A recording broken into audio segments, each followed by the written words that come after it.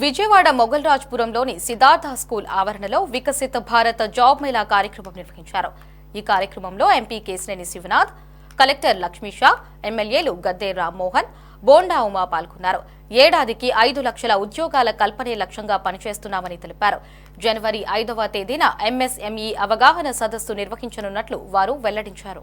వేదిక ముందు ఉన్న యూత్ అందరికీ రేపు కాబోయే మంచి మంచి ఉద్యోగాల్లో సెటిల్ అయి బంగారు భవిష్యత్తు ఉన్న యువత అందరికీ కూడా కంగ్రాచులేషన్ చెప్తున్నాను. ఎందుకంటే మీ అందరూ కూడా తప్పకుండా ఇవాళ జాబ్ మేళాలో సెలెక్ట్ అవ్వబోతున్నారు. మనం ఒకటే గుర్తుంచుకోండి, ఇవాళ మన రాష్ట్రం చాలా వెనకబడి ఉన్నాం. కానీ మన అదృష్టం మన గౌరవ ముఖ్యమంత్రి నారా చంద్రబాబు నాయుడు గారు. మీరు చూసుంటారు, హైదరాబాద్లో ఇవాళ ఆ రోజు ఆయన విజన్ 2020 అంటే అందరూ నవ్వారు. ఎందుకంటే కంప్యూటర్ భోజనం పెట్టుద్దా, లేకపోతే ఇటువంటి ఎన్నో మాటలు అన్నారు. చాలామందికి మీకు తెలిసి ఉండకపోవచ్చు. కాబట్టి యువతకి మళ్ళీ ఒక్కసారి మీకు గుర్తు చేద్దామని మేము అనుకుంటున్నాం.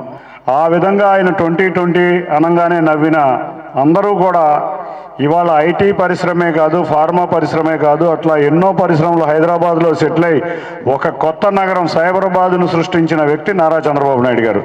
ముఖ్యంగా అమరావతి మొత్తం సర్వీస్ సెక్టర్ మొత్తం అమరావతిలో ఉండబోతుంది. అంటే ఇక నుంచి మన పిల్లలు బంగారు భవిష్యత్తు మన రాష్ట్రంలోనే ఉండి ఉద్యోగాలు చేసే విధంగా ఆయన రూపకల్పన చేయబోతున్నారు. రాష్ట్రమంతా సమంగా అందరికీ ఉద్యోగావకాశాలు ఉండాలని చూస్తున్నారు. కాబట్టి రాష్ట్రం అంతా సమగ్ర అభివృద్ధి చేయాలనుకుంటున్నారు.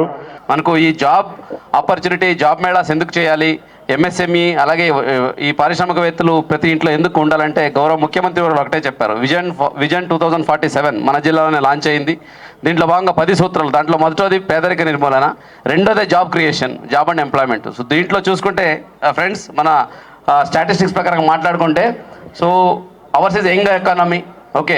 సో ప్రొడక్టివ్ యూత్స్ ఉన్నారు, కానీ వాళ్ళకి అవసరమైనంత ఎడ్యుకేషన్ ఇవ్వగలుగుతున్నాం. కానీ జాబ్స్కి వస్తే స్టిల్ దెర్ ఇస్ ల్యాక్యూనా. ఇప్పుడు అంటే యాజ్ పర్ ది ఇండియన్ ఇది ఎంప్లాయ్మెంట్ సర్వే ప్రకారంగా చూసుకుంటే, సో 1 in every 3 యూత్స్ అన్ఎంప్లాయిడ్గా ఉంటున్నారు. సో అలాగే మనం విత్ డిగ్రీ చేసిన వాళ్ళు చూసుకుంటే around 26% of the degree holders are now jobless అని అంకిఅంశాలు చెప్తున్నాయి. సో ఈ ప్రకారం చూసుకుంటే as usual only 10 to 12% of the persons get observed in the government jobs.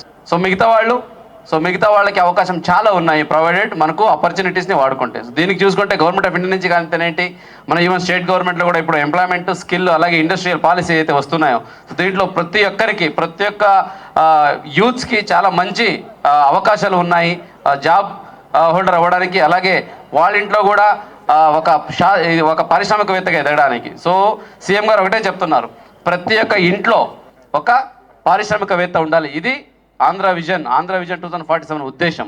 ఈ ప్రభుత్వం నారా చంద్రబాబు నాయుడు గారి ఆశయం సంవత్సరానికి 5 లక్షల ఉద్యోగాల కల్పనే ప్రధానమైన ఆశయంగా ముందుకు వెళ్తూ 5 సంవత్సరాల్లో కనీసం 25 లక్షల ఉద్యోగాలు కల్పించాలా.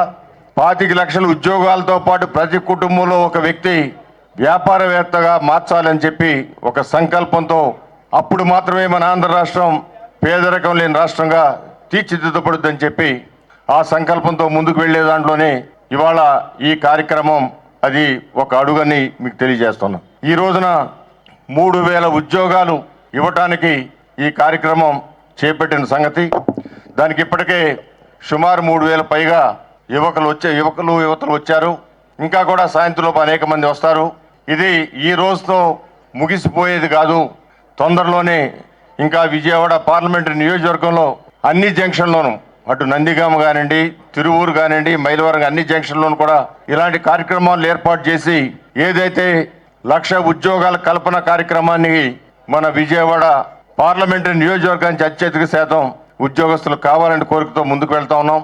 తెలుగుదేశం ప్రభుత్వం ఎప్పుడొచ్చినా చంద్రబాబు నాయుడు గారు సమైక్యాంధ్రలో ముఖ్యమంత్రి అయినా, విభజించిన ఆంధ్రప్రదేశ్లో ముఖ్యమంత్రి అయినా, యువతకి అన్ని రకాలుగా యువత సమస్యల పట్ల అవగాహన ఉన్నటువంటి వ్యక్తి, ఒక యువత భవిష్యత్తు మీద ఒక విజన్ ఉన్నటువంటి వ్యక్తి. 1995లో ఆ రోజు మొట్టమొదటిసారిగా ఆయన ముఖ్యమంత్రి అయినప్పుడు ఆనాటి పరిస్థితులు చూసుకుంటే, మీరు చదువుకోవడానికి ఇంజనీరింగ్ కాలేజీలు కూడా రాష్ట్రంలో లేవు. పక్క రాష్ట్రాలకి, తమిళనాడుకి, కర్ణాటకకి, మహారాష్ట్రకి వెళ్ళి చదువుకునే పరిస్థితుల నుంచి పిల్లల్ని ఇక్కడే చదివించాలని ప్రతి జిల్లాకి మెడికల్ అండ్ ఇంజనీరింగ్ కాలేజీ తీసుకొచ్చి యువత భవిష్యత్తు పట్ల ఆలోచన చేసినటువంటి వ్యక్తి. అట్లాగే హైదరాబాద్లో ఎక్కడెక్కడికో వెళ్ళి బెంగళూరు, కర్ణాటక లేదా బెంగళూరు, తమిళనాడు, చెన్నైకి వెళ్లకుండా మన రాష్ట్రంలోనే పిల్లలు ఐటీ ఉద్యోగాలు చేయాలని అమెరికాలో ఆయనే వ్యక్తిగతంగా వెళ్ళి అన్ని కంపెనీలను ఒప్పించి ఆ రోజున హైదరాబాద్ నగరానికి ఐటీ కంపెనీలు తీసుకురావడం వల్ల ఇవాళ లక్షల మంది పిల్లలు మన ప్రాంతం నుంచి కానీ వివిధ ప్రాంతాల నుంచి కానీ హైదరాబాద్లో ఉద్యోగాలు చేస్తా ఉన్నారు.